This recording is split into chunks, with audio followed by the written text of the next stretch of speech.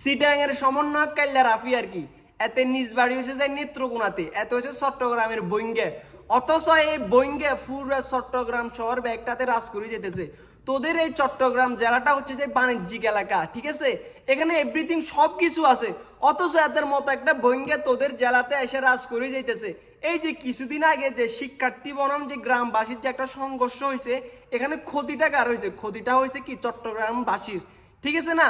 অথচ এদের মতো একটা ভয়ঙ্কর তোরা আবু সাইদ করতে পারতেছিস না ভাই। এত যদি আঙ্গুর নোয়াখালীর হইতো, এত যদি আঙ্গুর নোয়াখালীতে এরকম মব চালাইতো বা আঙ্গুর নোয়াখালীর ফোলাফানে এত ফলম হচ্ছে আবু সাইদ করে দিত। কারণ কি আমাদের এলাকাতে একটা রোহিঙ্গা ডুইকা এরকম মব চালাইতো, মানুষের ক্ষতি করতো। আমাদের কথা হচ্ছে ভাই, আমাদের নিজ এলাকার একটা ফোলা যদি আমাদের জেলার কোনো একটা কিছু করতো, এটা মানা যেত। বাট একটা বইঙ্গা আর রোহিঙ্গা এসে করবো ভাই, এগুলো জীবনে মানা যাবো না। আর তোমরা যারা চট্টগ্রামের মানুষ, ওরা এখন পর্যন্ত আবু সাইদ করতে পারো না। তোমাদের জন্য কি একটা গ্লাসের ভিতরে সরষের তেল নিবা, তারপর এটাতে পানি মিক্স করবা, খাইয়ে তোমরা কি নিজের হরা নিজে দিয়ে দিবা। তোমাদের দ্বারা কিছু হইব না।